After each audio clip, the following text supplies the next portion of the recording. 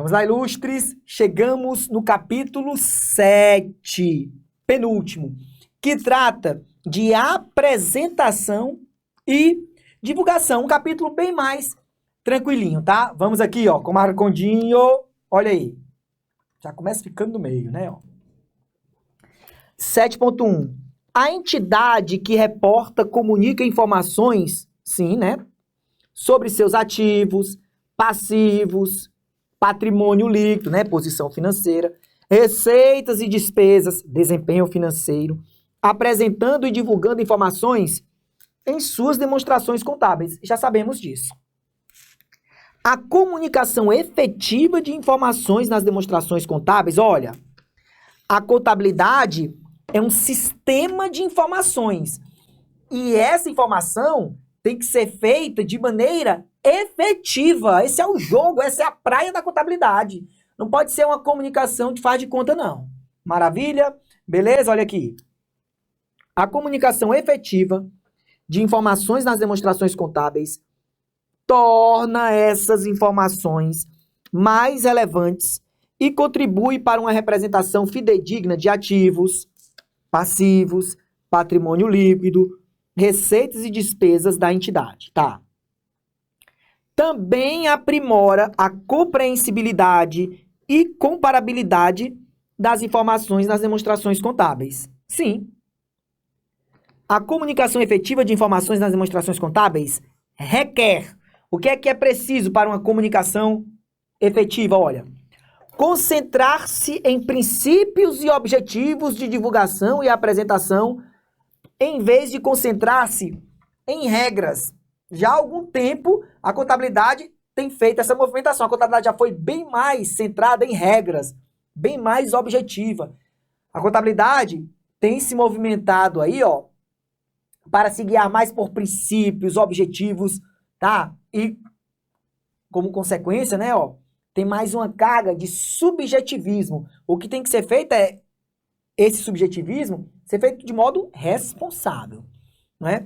Olha, requer também a comunicação efetiva, olha, classificar informações de maneira a agrupar itens similares e separar itens diferentes. Já fizeram isso para você?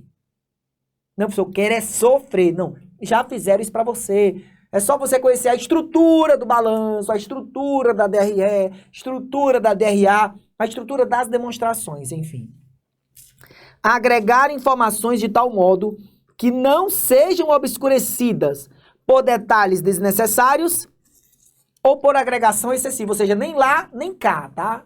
Não precisa detalhar demais, mas também não vai agregar de modo excessivo.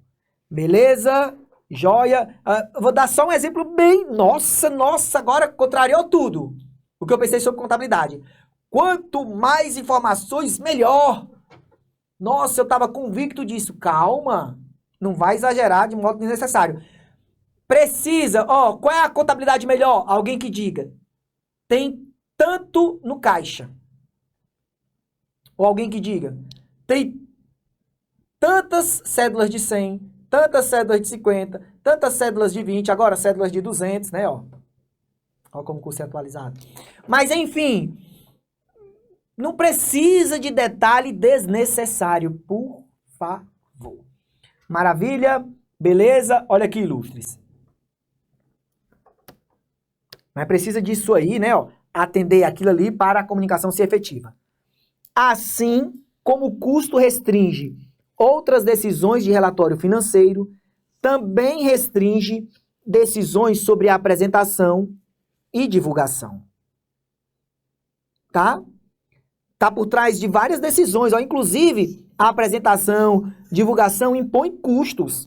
Portanto, ao tomar decisões sobre a apresentação e divulgação, é importante considerar se é provável que os benefícios fornecidos aos usuários das demonstrações contábeis ao apresentar ou divulgar informações específicas justifiquem os custos de fornecer e utilizar essas informações. Tem sempre que pensar, sim, no custo-benefício. Tem que pensar, sim, no custo-benefício. Olha aí. Objetivos e princípios de apresentação e divulgação. Vamos lá. Olha.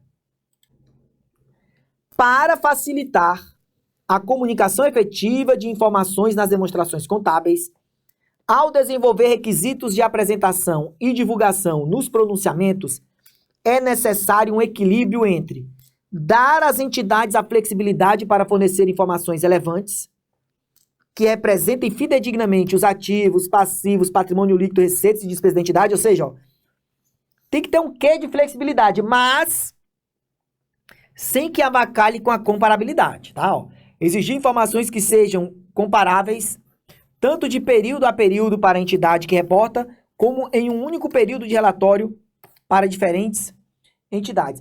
Perceba, ó, olha aí, ó. Tá fazendo malabarismo aí, né? Tem que ter um quê de flexibilidade para fornecer informações sem avacalhar a comparabilidade. E lembre que sempre quando fala em comparação, em comparabilidade, olha, nós temos aqui, ó, dois tipos, ó. Eu tenho que comparar o que aconteceu com uma mesma empresa de um período para outro. Tá melhorando, tá piorando, ou pensando em um mesmo período, diferentes entidades. Quem é que tá melhor? A, B, C, X, Y, Z. Maravilha, beleza? Olha aí. 7.5. Incluir objetivos de apresentação e divulgação em pronunciamentos dá suporte à comunicação efetiva nas demonstrações contábeis, porque esses objetivos ajudam as entidades a identificar informações úteis e a decidir como comunicar essas informações da forma mais eficiente. Beleza? Olha aí, ilustres. A comunicação efetiva nas demonstrações contábeis também é suportada considerando-se os seguintes princípios. Olha, as informações específicas da entidade são mais úteis do que descrições padronizadas, algumas vezes referidas como padrão. Claro! É melhor o quê? Uma receitinha de bolo, algo padronizado para todo aquele segmento, ou uma informação específica para daquela entidade, sobre a situação daquela entidade, específico, né? Olha, duplicação de informações em diferentes partes das demonstrações contábeis geralmente é desnecessária. Às vezes acontece mesmo, tá? Mas geralmente é desnecessária. E pode tornar as demonstrações contábeis menos compreensíveis. Isso é até algo lógico, né? Para que duplicidade de informação? Olha aí. Classificação. Como eu disse, ó, já fizeram isso para você, tá? Se apegue ao conteúdo lá dos livros, das aulas, dos PDFs, enfim. Veja quais as estruturas, enfim. Classificação é a organização de ativos, passivos, patrimônio líquido, receitas ou despesas com base em características compartilhadas para fins de divulgação e apresentação. Essas características incluem, entre outras, a natureza do item, seu papel ou função dentro das atividades de negócio conduzidas pela entidade e como é mensurado, joia. Classificar diferentes ativos, passivos, patrimônio líquido, receitas ou despesas em conjunto pode obscurecer informações relevantes, reduzir a compreensibilidade e a comparabilidade e pode não fornecer representação fidedigna do que pretendem representar. Não vai querer classificar coisas diferentes, tudo junto, né? A união faz a força, não. Olha aqui sobre classificação de ativos e passivos, ilustres, olha. A classificação é aplicada à unidade de conta selecionada para ativo ou passivo. Ó, já conversamos sobre unidade de conta lá atrás. Contudo, às vezes pode ser apropriado separar o ativo ou passivo em componentes que possuem diferentes características e classificar esses componentes separadamente. Isso é apropriado se classificar esses componentes separadamente melhoraria a utilidade das informações financeiras resultantes. Por exemplo, pode ser apropriado separar ativo ou passivo em componentes circulantes e não circulantes e classificar esses componentes separadamente. Tá? Beleza? A gente já sabe, né? Ó, aqui, ó. Acontece isso, né? Separação entre circulante e não circulante. Olha aqui, 7.10. Compensação. Compensação ocorre quando a entidade reconhece e mensura tanto ativo como passivo como unidades de contas separadas, mas as agrupa em um único valor líquido no balanço patrimonial. Tá? Ó. ICMS a recuperar. Ó, 10.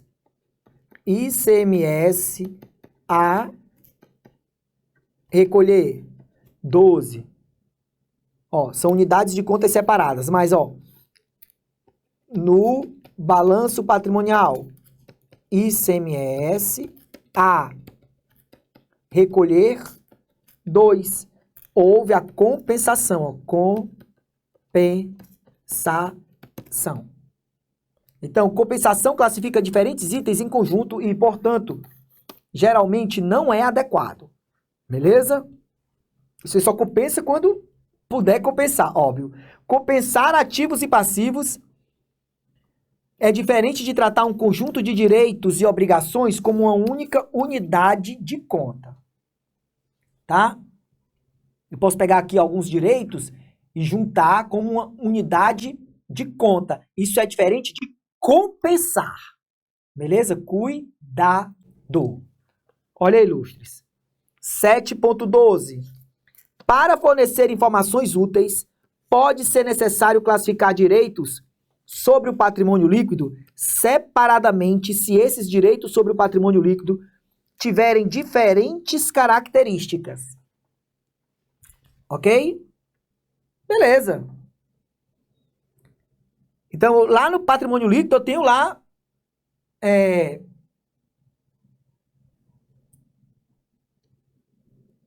eu posso classificar esses direitos? Tudo que tiver característica diferente, deixa eu simplificar aqui, eu posso classificar ali, ó, de modo diferente, separar. Eu tenho tal item, eu tenho aquele outro, eu tenho aquele outro. É uma obviedade. Às vezes ele vai lá no Japão para dizer algo simples. Similarmente, para fornecer informações úteis, pode ser necessário classificar componentes do patrimônio líquido separadamente, se alguns desses componentes estiverem sujeitos a determinados requisitos legais, regulatórios ou outro. Ah, eu vou classificar aqui, ó, de modo separado, o ajuste de avaliação patrimonial. Beleza. Por exemplo, em algumas jurisdições, olha o exemplo legal que ele dá, ó, a entidade tem permissão de realizar distribuições aos titulares de direitos sobre o patrimônio líquido somente se a entidade tiver reservas suficientes especificadas como distribuíveis. A apresentação e a divulgação separada dessas reservas podem fornecer informações úteis. Percebeu aí como tem que trabalhar com um caso concreto? Digamos, só pode distribuir dividendo se tiver saldo em tais e tais reservas. Se tiver uma norma dizendo isso. E aí, opa, você classifica, separa lá, ó, tais reservas, quando você for fornecer informações, tá? Então, é algo interessante para o caso. Classificação de receitas e despesas. Olha, a classificação é aplicada a receitas e despesas resultantes da unidade de conta selecionada de ativo ou passivo ou componentes dessas receitas e despesas, se esses componentes tiverem características diferentes e forem identificados separadamente. Por exemplo, a mudança no valor corrente de um ativo pode incluir os efeitos de mudanças de valor e a provisão de juros, ó, ajuste a valor presente. É apropriado classificar esses componentes separadamente. Se fazer isso, melhora a utilidade das informações financeiras resultantes. E é assim, né, ó, o ajuste do valor presente, ó, um dia vira despesa financeira ou receita financeira.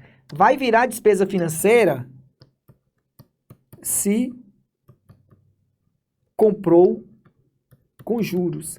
Vai virar receita financeira um dia se vendeu com juros. Então vai depender se você empurrou juros em alguém ou se empurraram juros em você. Beleza? Joia? As receitas e despesas são classificadas e incluídas na demonstração do resultado, olha aí, isso aqui é uma notinha de rodapé, ou fora da demonstração do resultado, na demonstração do resultado abrangente, ó. Aqui, mas aí ele está querendo falar, na realidade, de itens que vão ser receita ou despesa lá na frente, tá? Fazem parte de outros resultados abrangentes, tipo ajuste e avaliação patrimonial, que é uma conta do PL, mas lá na frente vai virar receita ou despesa. Olha, a demonstração do resultado é a fonte principal de informações sobre o desempenho financeiro da entidade para o período de relatório, sim. Essa demonstração contém um total para o resultado, lucro ou prejuízo, que fornece uma representação altamente resumida do desempenho financeiro da entidade para o período. Muitos usuários das demonstrações contábeis incorporam esse total em sua análise como ponto de partida para essa análise ou como principal indicador do desempenho financeiro da entidade para o período. Beleza, o lucro ou prejuízo, o resultado, sim, é o que ele está dizendo aqui no item, até então, 7.16, é uma informação cara, importante na contabilidade. Sim, é importante. Não obstante, olha aqui, ó, não obstante, compreender o desempenho financeiro da entidade para o período requer a análise de todas as receitas e despesas reconhecidas, certo?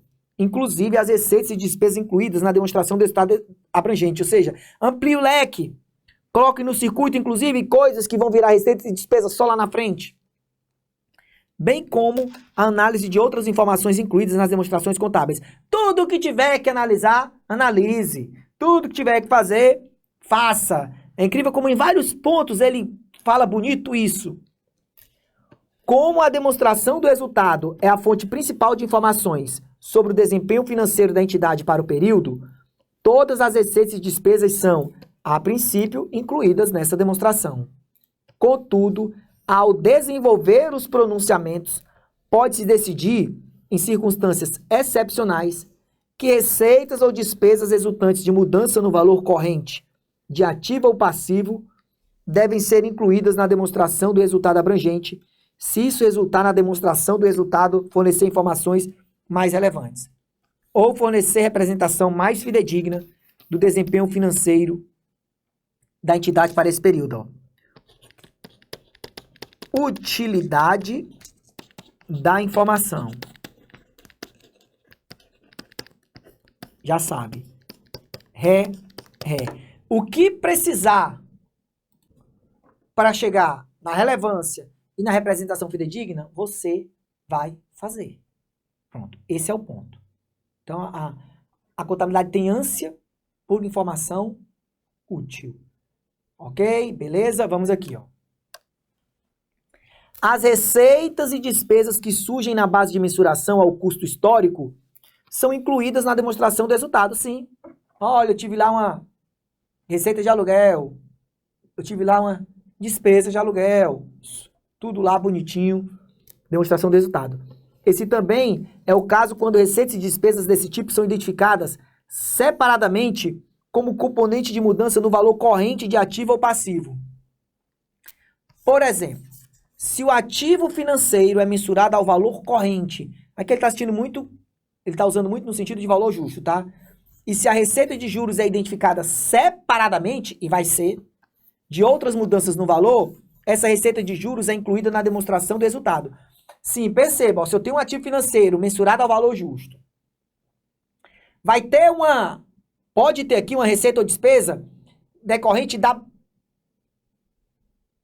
mudança aqui do valor, né, ó, do valor inicial para o valor justo. Mas, separadamente, independente disso aqui, ó, eu reconheço a receita de juros. Ó, a gente já fez trocentos exemplos desses ao longo do curso, né? Por exemplo, ó, eu tenho aqui um ativo financeiro, né, ó. Meti a mão no bolso, a disponibilidade. 100. Houve uma receita no período. Essa receita é identificada, ó, separadamente de outras mudanças no valor, tá? Esse aqui é um exemplo clássico. Então, ó, ativo financeiro A, disponibilidade A, receita financeira, estou reconhecendo os juros contratuais, né, ó, receita financeira, por exemplo, rendeu juros de 2%, ó. Essa receita é reconhecida separadamente, vai para a DRE, claro, vai para a DRE. Maravilha, ilustres. Agora sim, ó, vai para DRE. Beleza? E aí, ó, digamos que o valor justo igual a 105. Aí veja, ó, vou botar ativo financeiro A, ajuste de avaliação patrimonial ou receita, né? Porque tem essas duas possibilidades, ó. Um valor de 3, porque veja, ó, se eu tenho um ativo, deixa eu sair do meio. Se eu tenho um ativo financeiro, olha aí, calma. Se eu tenho um ativo financeiro que eu adquiri por 100, rendeu juros contratuais de 2. Veja, ó, a curva do papel está em 102, não tá? Mas para chegar efetuar a marcação a mercado, ó, 105, então eu tenho que aumentar 3. Ó, vai ser em contrapartida ajuste de avaliação patrimonial se for um ativo mensurado ao valor justo por meio de outros resultados abrangentes. E a contrapartida vai ser em receita se for mensurada ao valor justo por meio do resultado. Tá, mas enfim, ó, a gente lança separadamente mesmo aqui, tá? 7.19, olha.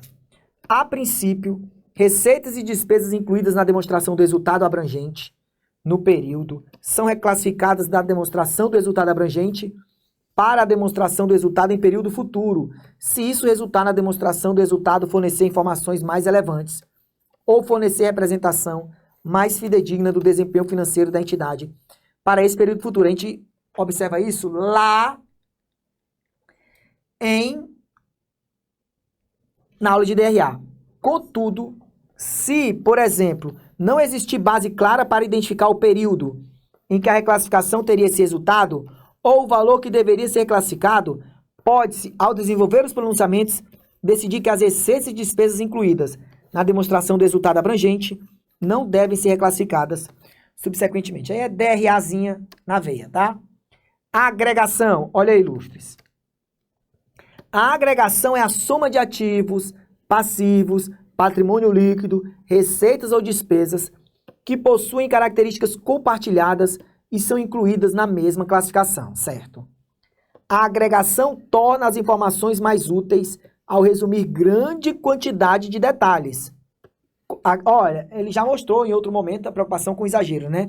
Contudo, a agregação oculta alguns desses detalhes, portanto, deve-se observar um equilíbrio de modo que as informações relevantes não sejam obscurecidas por grande quantidade de detalhes insignificantes ou por agregação excessiva. Podem ser necessários diferentes níveis de agregação em diferentes partes das demonstrações contábeis.